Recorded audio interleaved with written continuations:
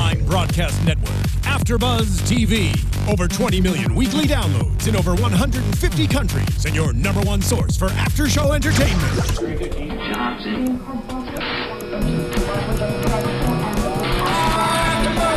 AfterBuzz TV, the destination for TV superfans, producing after shows for over 300 of your favorite TV shows, interviewing celebrities and showrunners, and bringing you behind-the-scenes exclusives. All thanks to E! Entertainment's Maria Menounos, producer Kevin Undergaro, and internet leader Akamai. Now, let the buzz begin! Hey guys, welcome into the Season 7, Episode 1, first episode back in the new season after show of The Good Wife right here on AfterBuzz TV. We are talking episodes called Bond tonight, this beautiful Sunday night, the first Sunday in October. I'm Bobby DeMuro, as always. That is Tara Johnson. What up? As always. Allison Law is with us. She's not here today. She is actually at homecoming. That's right. Unlike you and I, who are pushing 50, Allison speak for is... yourself. Allison is young enough to still care about homecoming, so good for her. She is back at her college homecoming. Not her high school, her college. At her college. We're talking Good Wife today, the first episode of the 7th season. Before we get started, a couple quick things. As we always say, hit subscribe on YouTube, on iTunes, rate us, review us. You can tweet us at TJ Wagon or Tail. Always wagon. Always wagon. At Bobby DeMuro. You can tweet us right now. We have our phones on the desk, which is terrible for the microphones, and the producers get mad at us, but we just can't stop tweeting. I think either a producer's mad at us or somebody just died in the control room. One or the other. Either way. And one other thing, and this is kind of funny. So AfterBuzz last week, I know a lot of folks watch a bunch of AfterBuzz shows, but if you only watch The Good Wife, and if you were gone all summer and you're just returning now, which is cool, welcome back, we moved into new studios. Yep. This is a new studio. Everything at home for the viewer is pretty much the same, but when you move studios, you sometimes have a few hiccups along the way. Couple. Just a few. Today's hiccup was we missed like 8 minutes of The Good Wife. Yeah. So we record these shows, we watch the East Coast feed here on the West Coast, and because of football, The Good Wife got pushed back 20 minutes or whatever, Right. and we ended up missing, we missed a record of like 8 minutes of it. So we got the recap, we know what happens anyways, we read up a ton of stuff on Twitter, but if we missed anything in those 8 minutes, if you think like we're totally missing something, comment on YouTube, let us know. Let us know. We're not stupid. I mean, you're not stupid at all. I'm stupid in a lot of ways. This specifically, we're not stupid Right. for. We just Right. missed a couple. There's a black hole. Right. And in So. the spirit of full disclosure, since we are doing The Good Wife, we we're not figured gonna we lie about just, it. Yeah. come clean. So, but we have that ironed out. Hopefully that won't happen next week. We've got all that ironed out, so just one of those new studio things. All right, let's get into it. We got a lot to talk about today. First things first, how happy are you that it's back? Scale of 1 to 10, the only acceptable answer is 12. It was really, to me, and I've seen a few season premieres this year, this was top notch. Like, really top notch. I have, for it to be the first episode of season 7 of a show, so many predictions going on in my head. They, like, started so many storylines that can go so many different ways, threw us a curveball right at the top. Excellent. Did a fantastic job. I'm so excited for the season. I love it. Yeah. I love it. I didn't think I'd love the show. We talked about this last year. We talked about this time, every so often. I am not the target demographic for this show. Even to an extent, you aren't either. This is a show geared for older people. This is a show definitely geared for older people. I love it. It's well written. It's well acted. This is common sense. Y'all already know because you watch the show, you watch the after show. But of all the AfterBuzz shows I do, and we both do a lot, there's nothing I dislike. Like I do Kardashians and goofy stuff. There's nothing I dislike. But The Last Ship, I don't know if you've seen it, it's great. That and The Good Wife are the two shows where I'm like, thank God. Yeah. You get to watch for an hour. This is wonderful. I've been waiting for this all week. Yeah. It's truly that show. It's a really good show. And to start season 7, where normally with so many shows after season 4, maybe 5, it starts to just stretch it and push it. This is going in a completely strong, different direction, which could lead to another 4 or 5 seasons. And we've talked about the fact that we don't think it's going to happen that way. But this was a fantastic start to season 7. I love it. Let's start at the start of season 7. I want to talk Peter and President, and I may have a Donald Trump prediction and all this kind of stuff. Lord. But let's start with our new Bond attorney, Miss Alicia Florrick, getting no respect in the courthouse. None. Does she deserve any, though? Is the judge right when he says this is essentially a vanity play for you? He's absolutely right, because so many things. I mean, I've said it before that even when Alicia was supposed to be at her lowest, let's take it back to season 1, episode 1 pilot, she was still walking into one of the top firms in Chicago, right? And there's nothing against bar attorneys or, public defenders or anything of the nature, but it's a different ball game. And it really is not about all the time quality, as we can see. It's about quantity and being able to collect what you can collect and speak quickly on your feet. And we've seen Alicia do that tons of time in court, but that's after the backing of how many associates that's done, how much research and, conferences with partners and that type of thing. This is a different ball game. And it's really interesting to see her attempting to make it in this new world. Whereas all those things before, being the state's attorney's wife and the governor's wife and running for state's attorney, were pluses in her favor. Now all of those things are negatives to her. And she has to make her way in a completely different world. You're talking about a fish out of water. This is not her water at all. Well, and this isn't a lot of our water either. I mean, you have a legal background. You do this for a living. I know you don't do the criminal side, but you do this for a living. So you see this and you say that's the way court is in this case. I see it with a dad who's a lawyer. Like, I should be familiar with it. And I'm like, what the hell is this? It's a different world. It's a commentary on society and community without being preachy. And I wish and I hope that they dive into this. So Lucca Quinn, it looks like we're going to have her for a while. I hope so. Let's just say that. Right. And we'll talk more about her in a second, but I hope they dive more into her background as this kind of attorney, into how unfair, or maybe more diplomatically, how the criminal justice system is more fair for some people than it is for others. No, it's true. And this is their way to do it without being preachy, without watching it and say, oh, well, they're making a political statement. Well, sure, they're making a political statement, but it's done behind this veil of art, and it's done in such a classier and I think more nuanced way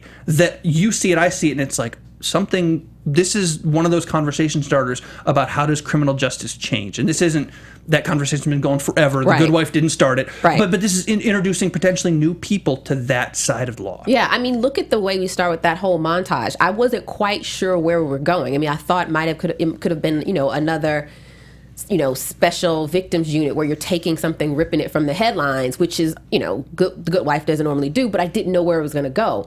So the direction where they took it, talking about the bar attorneys and really talking about that difference in the criminal system, and even the way the judge said it, you are destitute, but not enough to get a public defender. So you're kind of in this gray area. So we're going to help you, but really, are we helping you? Because we're giving these attorneys, we're paying them, $135 per case. They're getting 25 of them. I have to decide on these cases 90 seconds, one case per 90 seconds. It's clearly not about the quality defense. It's about, and his whole message the entire time was, don't back me up, don't back me up, don't back me up. So it's not about the quality of the defense you're getting. It's simply numbers. Yeah.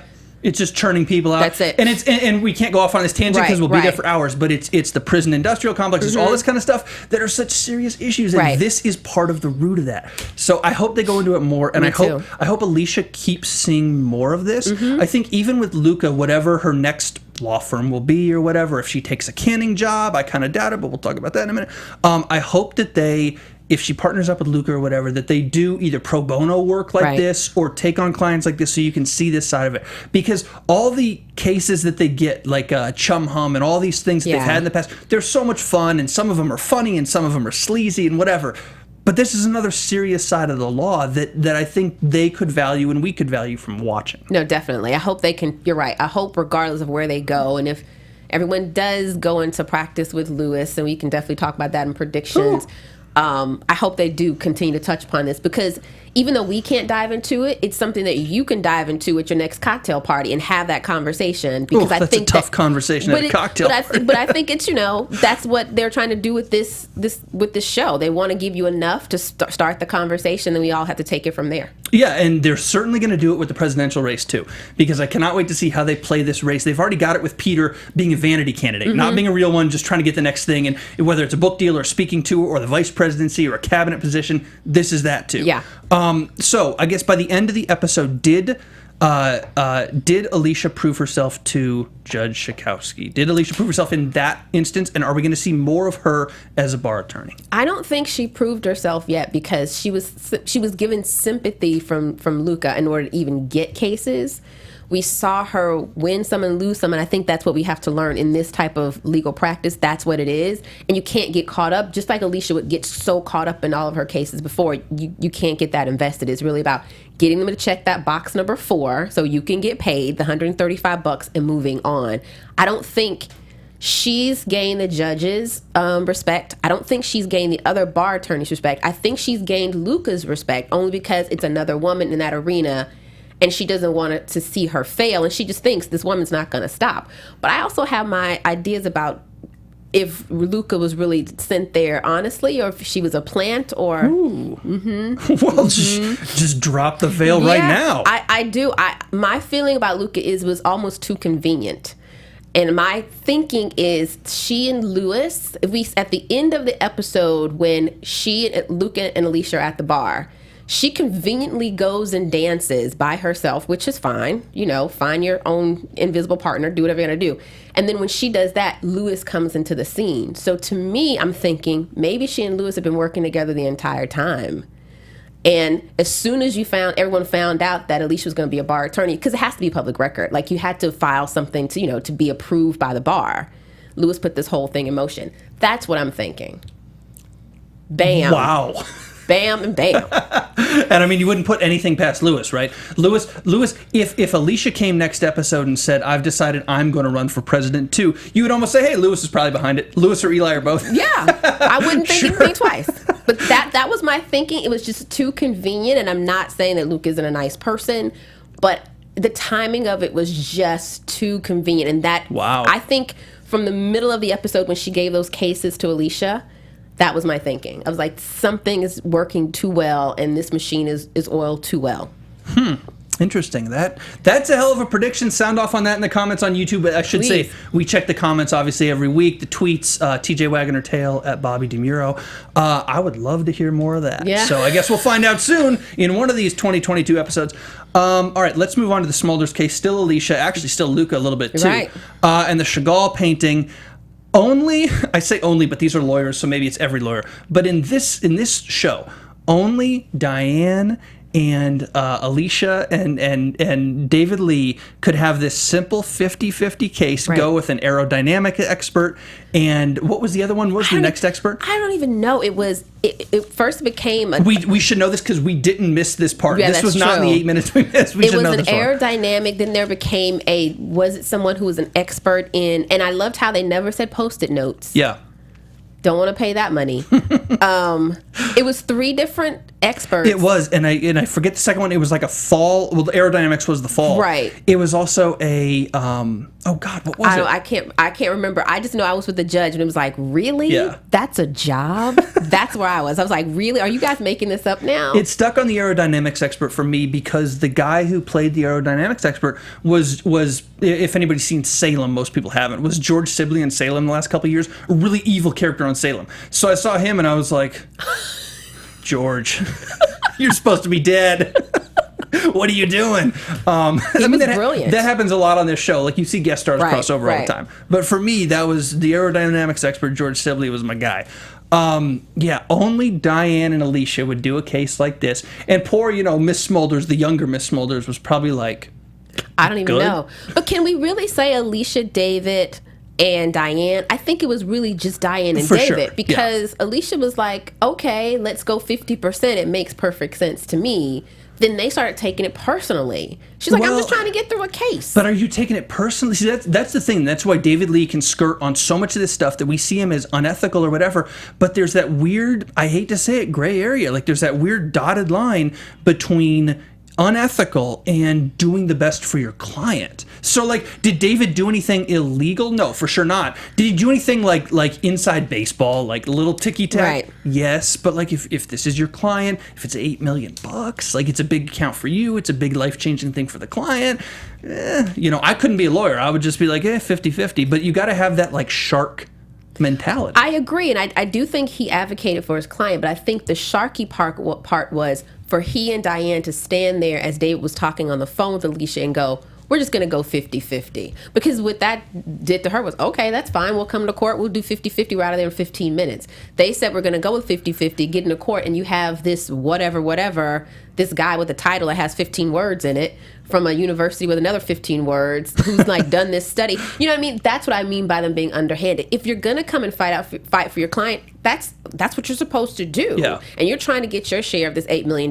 Just be honest about it. But you again tried to be underhanded, and that's what gives you a bad name and a bad rap. And I'm surprised. I mean, I know why they went after Alicia, and obviously it's part of the show, and this is a major part of the show, so you need them to go after Alicia in the show. But just if this were actually reality, they know how capable Alicia is, and I know she's undermanned. But when they come with the first expert, and then Alicia comes over the top with the aerodynamics expert, they would probably come back in real life and say, hey, 50-50 is good. Right. We'll do 50-50. Right. But I think the thing is that they were banking on the fact that she couldn't pull out those stops. But little did they know, she had Super Grace at home, who's now her receptionist, assistant, legal researcher, who was able to hire people at an hourly rate. So I love how they threw in those little details, because normally Alicia, when she was at the law firm, would have thrown hundreds of thousands of dollars at whatever expert to get whatever opinion she wanted. But now it's, let's find such and such at an hourly rate, because things are different. So I don't think they expected her to be on the game like that. They just didn't think she had the resources, the time. But come on, when you get those skills, you have those skills, you can pull it out from anywhere. That's a great job, too. These experts who get paid hourly rates to testify in court about everything. This is a thing. I mean, people do this. That's a good gig, man. That is a great gig.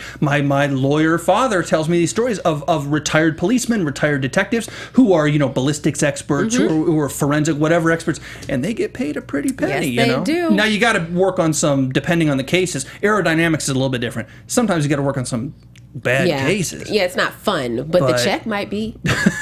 It ain't a bad gig. It's tough. I mean, you're getting examined by lawyers. It's a tough thing. But that's a little window into that, I think from everything, I mean, you know much more about the law than I do, but the little that I know and the much more that you know, I think this show, and it should and it does and it always has, represents law very, very, very well, while still being very, very, very TV oriented. Right. Yeah. It doesn't get dry and boring. It's technical, but it's also... I think it does a good job on that, and by season 7, with as many Emmys as this thing has been nominated, what do you expect? Well, I mean, for me watching it, even though I have a legal background, at least one time in the show, I have to Google something they say just to make sure I'm up on whatever. Like, they kept saying BFW, and I was like, what is a BFW? So I had to look that up and figure out what is that? It's a BFW is a bond forfeiture warrant. Oh. So there are certain terms that they use that I don't know. So they're still very legal. So is that somebody who skips out on bond or leaves jail and then doesn't come back for the thing? Because they mentioned with the guy, you have 2 BFWs. Two BFWs, right. Gotcha. And that's why he's more of a flight risk, type of thing. Not to be confused with the VFW. Right. Or BMW or, BWI. Isn't that Baltimore's airport? BWI? I think so, but I'm sure you guys will tell us if we're wrong. Not that it matters. Okay, let's have some fun. If we missed anything on Alicia, again, we had that little 8-9 minute window. If we missed anything, please let us know. Or if there's something you wanted us to cover and we just flat out missed it because we, there's a lot going on. Because we really missed it. Let us know that too. And anyways, comment and say hi. I mean, it's the first episode back, so say what's up to us. I love this show. We have good commenters and stuff. This is a smart show. Anytime you're on the internet, for those of you who are not as focused on YouTube as us, some of the people who comment on YouTube are a little less desirable, but I feel like the tweets we get, the YouTube comments we get, it's good people, good it's smart conversation. People. It's people who watch the show. I steal a lot of ideas from you guys, so if you could do me a favor and make all of your season predictions now, I will use them on the next show, but forget to credit you. How about that? At least he's honest. He's been really honest today about all the things dishonest he's going to do the entire season. Listen, I just want to prepare the people. It's an experience for the next 5 months. I was kidding about that, but if you do have predictions, we will. We would love to hear them, and I won't steal them. We'll credit you. Let's talk Peter. Ooh, I love it. First question, because we kind of saw this last year, and we had an inkling of what was going on. Mm-hmm. I know he's not running to win, and maybe a prediction is there that, hey, he's going to run and think he can win, like a Donald Trump situation. But do you buy him as a presidential candidate? In the real world, with Peter's history, is it a non-starter to even be a candidate? No, I think that's the thing about this country. You say that as such a pejorative. This country loves a comeback story, and That's true. And this couple doesn't come with one. it's going to come with 2. And to say that through all their ups and downs and hills and valleys and turmoil that they've stayed together, looking into each other's eyes and lovingly and longingly supported each other, America eats that stuff up. So I mean, true enough, we all know that he's not winning. He's not running to win. But let's think about long-term strategy. There's tons of people who do that. They run the first time not to win, but just to get their name out there and get the notoriety so they can come back the next election really strong. In the real world, I mean, I'll just say it. If Donald Trump is running and winning in some polls, I mean, hell, anything's possible. And I think that's Donald Trump. I mean, I know he's funny and he's goofy and he's a sideshow and whatever, but he's kind of a parallel. So you have. It's happened to the Republican Party the last couple election cycles. A, because the GOP is going through a lot of dysfunction. Yeah. And B, because the Democrats have had Barack Obama. They're like, we don't need a nominee. And even now, you have Bernie Sanders and Hillary, which is closer than people realize. Right. But Hillary is kind of the presumptive one, the one waiting, the very popular one, all this stuff. But besides them, the Democrats haven't had this problem. But the Republicans, last semester, I almost said, last campaign, Herman Cain, this campaign, Ted Cruz, right. Mike Huckabee, Rick Santorum, and Donald Trump. And you have these guys, and Herman Cain was one of those guys, God bless him.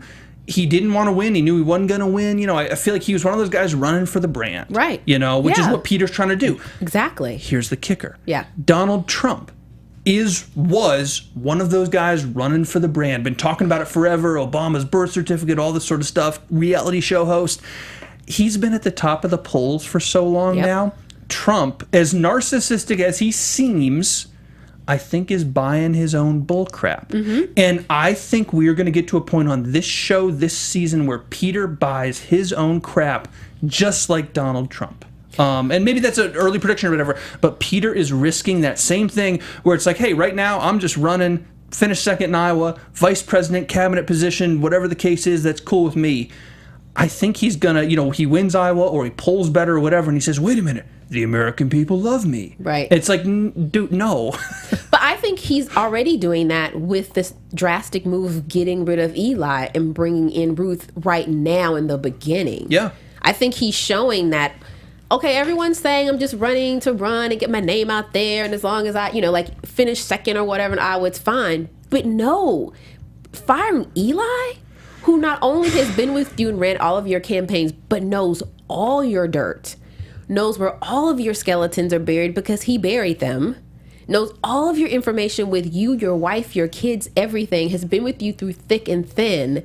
You don't try to bring Ruth in and try to, over time, let Ruth lead and Eli's like co-campaign managers. No, off the bat, you go behind Eli's back and fire him.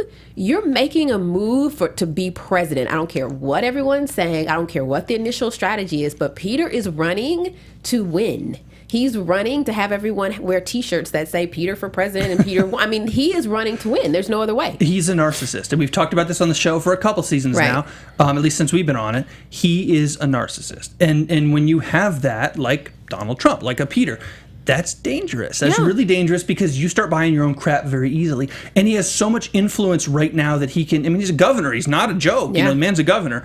You have so much influence you can play with right now. And now you have Ruth Eastman in your pocket, who is the best from, what we're told and everything. That's dangerous. Yeah. It's really dangerous. And I love her as the character.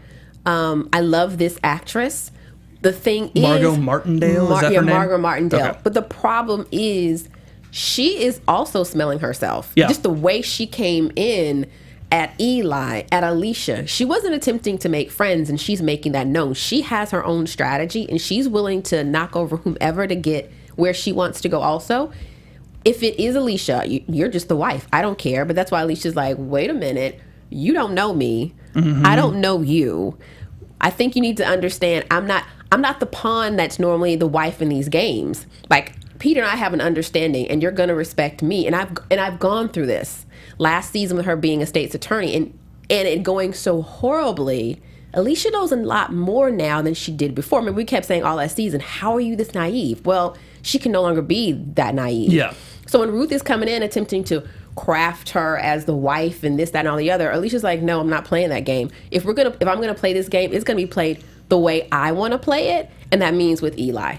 Do you know my biggest red flag for Ruth Eastman in this episode? Let me see if you can guess it, actually. Or people at home if they're watching on the live stream. Or if you're just watching this before I reveal it, if you're thinking about this. What do you think my biggest red flag of Ruth Eastman was in this episode? One very specific point. When she said to Alicia, I think we got off on the wrong foot. No. But that's interesting. Yeah. When she said to Eli, when she was in Peter's office and Eli came in and she said something about, I'm not one for conflict. I don't like conflict. Oh, I don't want it to be contentious. I don't want it to be contentious. Then I want to make sure everything's copacetic. Right. Anybody who doesn't, not that you have to look out for conflict or contentiousness, but anybody who shies away from conflict in life is either A, totally lying and loves conflict and is a huge, backstabber, whatever you want to say, or B, isn't going to get that far in a career or whatever, because not that conflict is bad. Conflict is good. When you're conflicted with something, you change, you improve, whatever. Right. I'm not talking about doing something bad to somebody. I mean, conflict isn't a struggle against yourself, against your circumstances, whatever. And if you say you shy away from it, you either don't grow very much, right, or you don't shy away from it and you're a huge liar. Right. And she was that number 2 for me. I'm like, right there, red flag. You're saying you don't like conflict. You don't want any contention. You work in politics. Right. What are you talking about? But also, she making that statement started the whole thing between Peter and Eli. Eli's not dumb. And she knew that was going to happen. She knew that was going to happen. So she wasn't allowing Peter to do what Peter was going to do. She's already manipulating Peter into doing what she wants him to do in the timing for which she wants it. He may not realize it, but it's going to come to a head sooner or later. I miss our old campaign manager. Alicia's last year. Oh. Johnny? Was it Johnny? Was it Johnny Elfman? I just know he was hot. She is, no offense. I love, Margot Martindale. She's very pretty, but she ain't hot. She's not Alicia's love interest. She ain't hot. Yeah.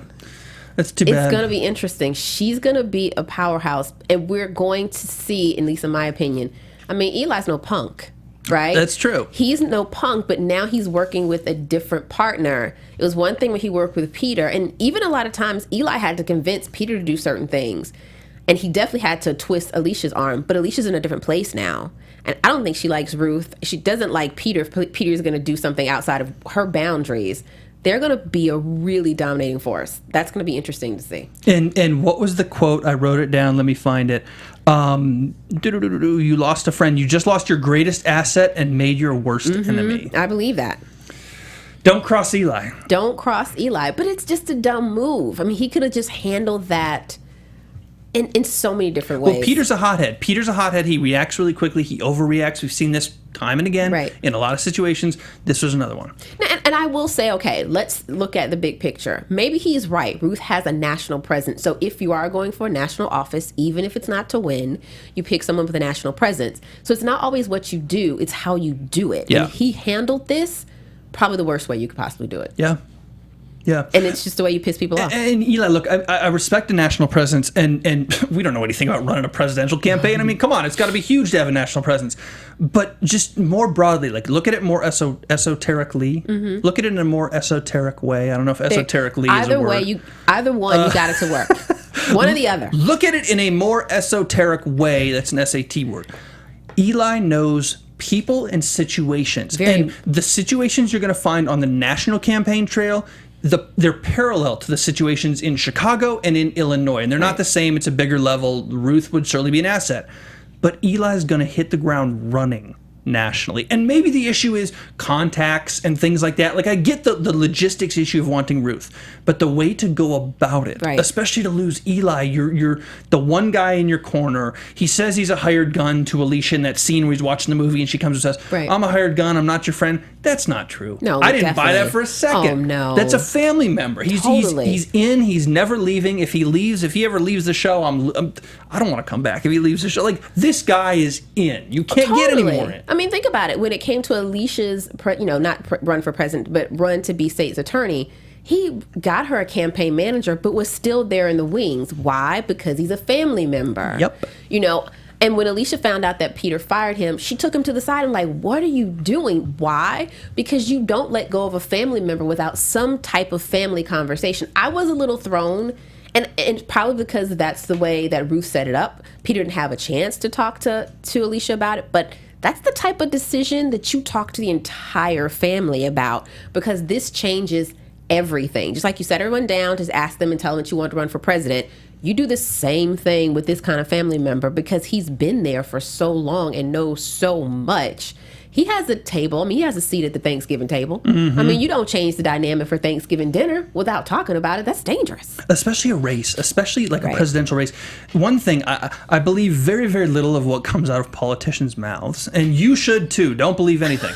But one thing that I do believe, because I've heard them all say it, I believe Mitt Romney said this when he ran in 2012.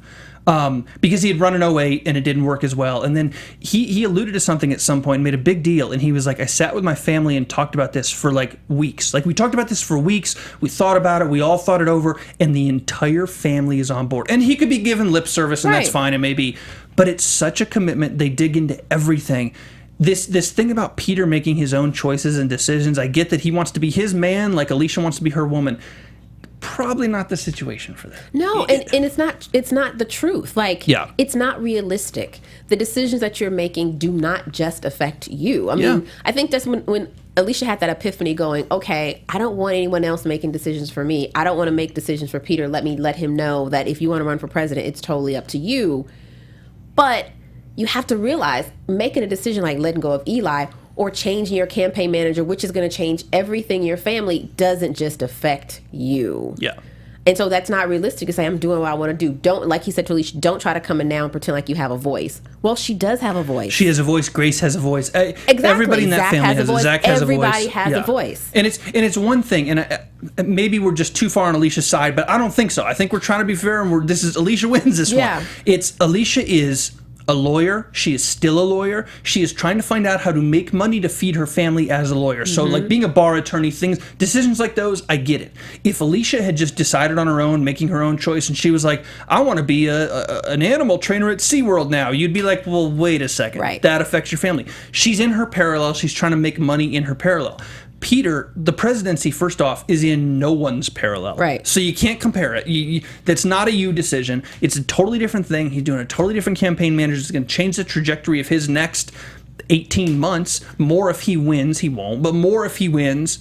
And that's not a loner decision. It's just not. And depending on what they find, even when he's making his presidential run that he's not going to win, could have lasting effects on Alicia. She's getting out of a scandal now. Yeah. Grace and Zach.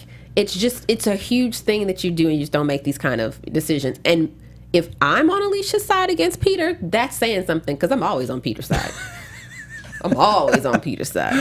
Why is that, Tara? Because I love Peter. Why is that, Tara? He's Mr. Big from Sex and the City.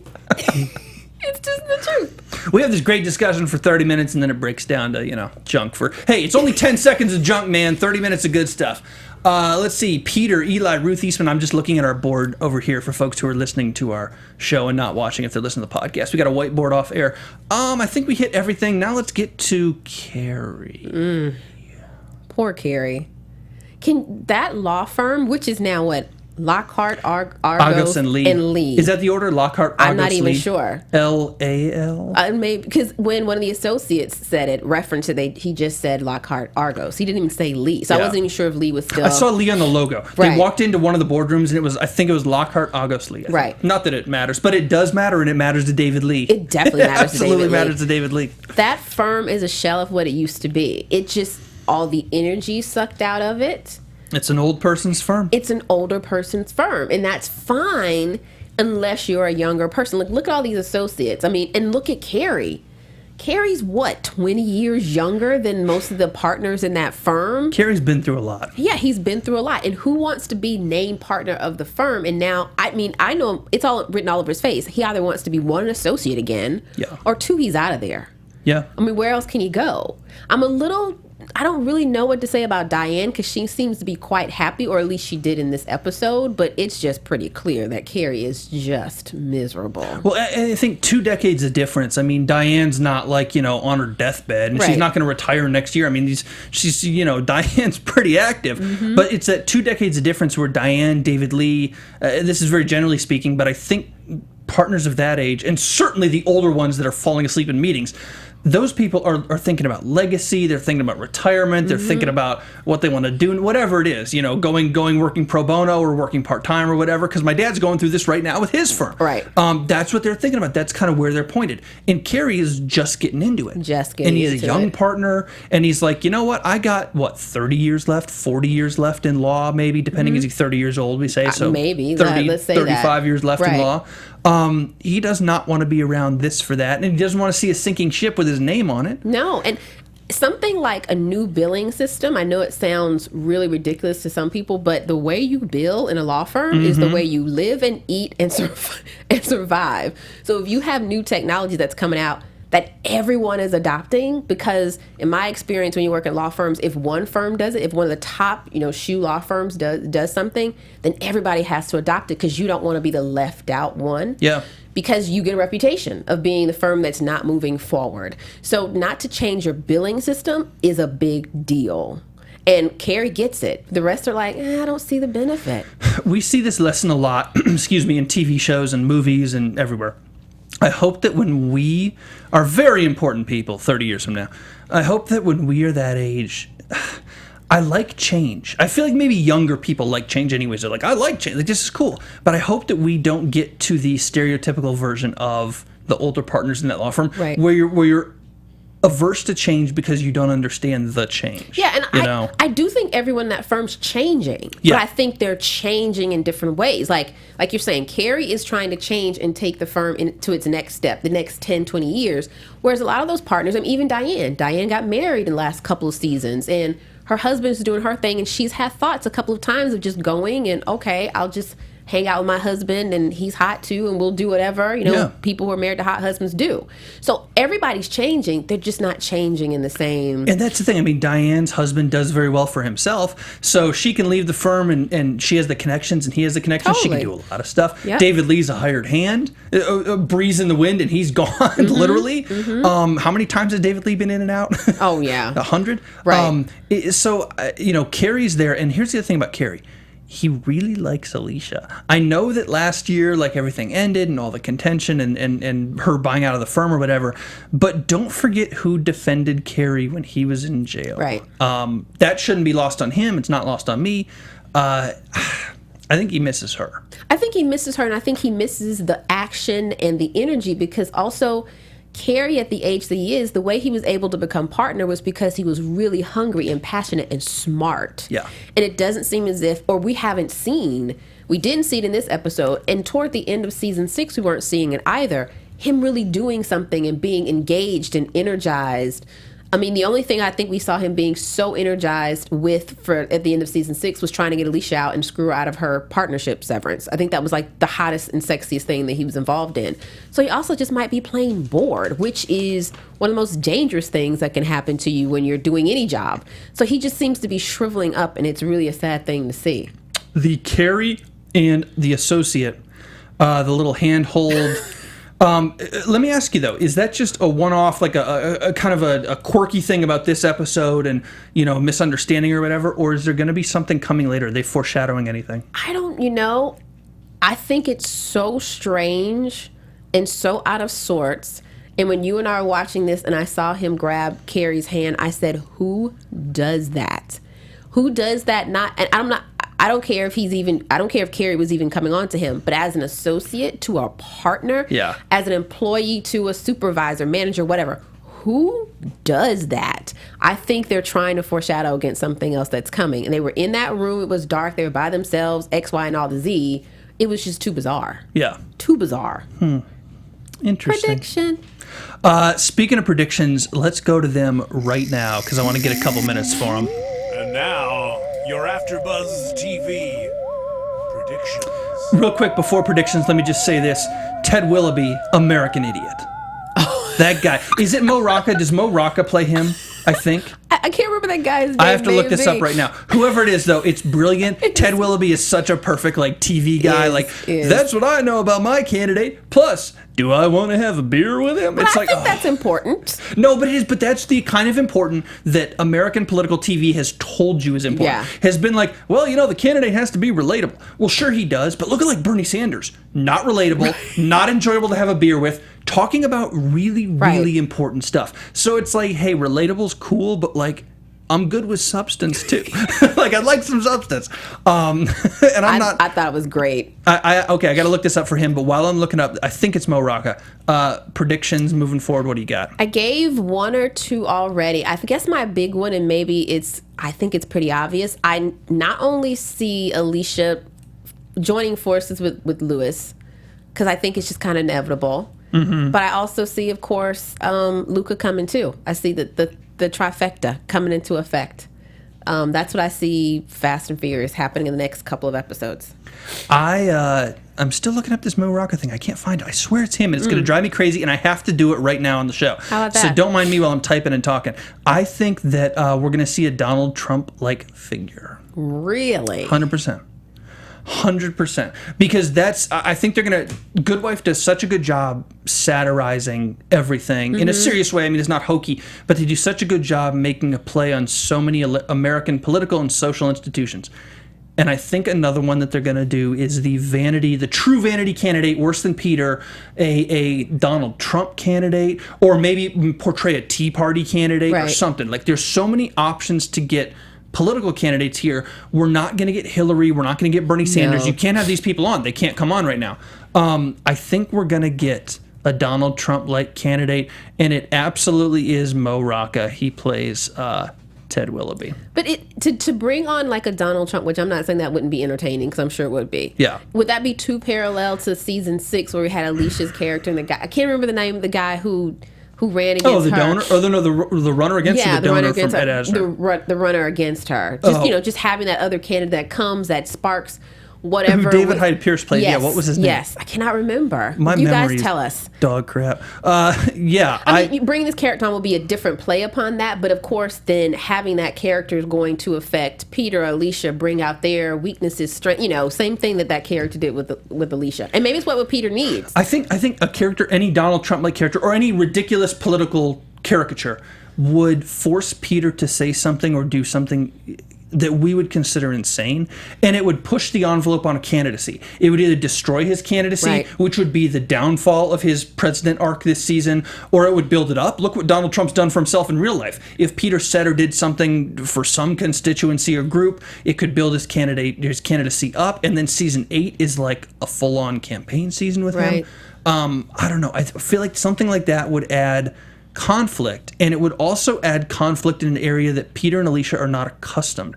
And a crazy candidate, like a Trump parallel, could force Peter and Alicia to do something drastic, or could force out dirt on Peter and Alicia that would take a whole left turn on the show. Right. Because I was about to say that if Peter is going to run for president, and like if something happens where he's really running for president, it's not just like, getting this whole vanity play. Yeah. The game that they've been playing, the facade that they've had of being a couple, is not going to work any longer. Yep. You could do that when you're running the streets of Chicago and Illinois, but on a national level where everyone, and I don't just mean everyone in the United States is looking, everyone worldwide is looking. When Michelle Obama goes outside, she knows everyone is watching her every single move and analyzing all of it. They're not going to be able to play that game they've been playing any longer. That's an interesting take. That's a good one, Bobby. Real quick before we go, Valerie Jarrett, who was on President Obama's staff for the first term, or maybe more than the first term, was on the show last season. Who, predict to me, the first maybe one major real-life political figure who is going to guest star on The Good Wife this year? I don't know. You know what? And I know he can't. But to even have a cameo for Donald Trump just makes sense to me. That's just the one that makes sense. The timing doesn't work because they've been filming, so like he's been running, so it's not like he could come later in this. Yes. It's not going to happen. I think we're going to see, I'll say either John McCain or Meghan McCain, or both. Because Meghan McCain's done a lot of television, like as a host, but Meghan McCain's been on TV a lot. John McCain is obviously not running, but he ran recently. Mm-hmm. He's got a pretty good reputation among like mainstream Republicans still. The Tea Party in that wing detests him, but he's got a pretty good reputation, mainstream, moderate enough, I think. And I don't know, he's kind of doing a victory lap on his career. I mean, how much longer is this guy going to be in the Senate? That's true. I think he could be... Yeah, I'll say John McCain or Meghan McCain. That's interesting. That's very interesting. And I don't know in what capacity, who knows? Yeah, who knows? But that's my prediction. I don't think we're going to see Sarah Palin. Oh, and I do have one other prediction. Go for it. Eli's assistant, Nora, her hair will continue to be fantastic and fabulous. I just wanted to put that out there. I'm sorry. Is she the one who said don't snap your fingers at me? Yeah. Her hair, I'm sorry, I'm just saying it now, season 7, because it was on point season 6, but I could not let another episode go by. Thank you very much. I'm glad you're here because I would not have picked up on any of that. I don't know. That's why I'm here, Bobby. I've already forgotten what Alicia was wearing all day. Hey, one of us is superficial looking at clothing and hair and stuff, and the other one is really, really deep. On that note, Tara, Twitter, Instagram, where can they find you? You can find me on Twitter and Instagram at TJ Wagging Her Tail, and you can also check me out at wordswinewomen.com. Season 2 is coming up. She told me before the show. Season 2 is coming up. Sounds good. They haven't had me guest star yet, but still give it a look. We're working on it. You got to meet my terms. I'm on Twitter at Bobby DeMuro, Instagram at Mr. Bobby DeMuro. That's it this week. We'll be back next Sunday with Allison Law. Yes. Our normal time from now on, I guess we should say, is always 8 p.m. Pacific on Sundays. So if you are watching live stream, 8 p.m. Pacific, 11 p.m. Eastern on Sunday nights. Good Wife, rest of the year. See you in a week. Kevin Undergaro, Phil Svitek, and the entire AfterBuzz TV staff. We would like to thank you for listening to the AfterBuzz TV network. To watch or listen to other after shows and post comments or questions, be sure to visit AfterBuzzTV.com. I'm Sir Richard Wentworth, and this has been a presentation of AfterBuzz TV. Buzz you later. The views expressed herein are those of the hosts only and do not necessarily reflect the views of AfterBuzz TV or its owners or principals.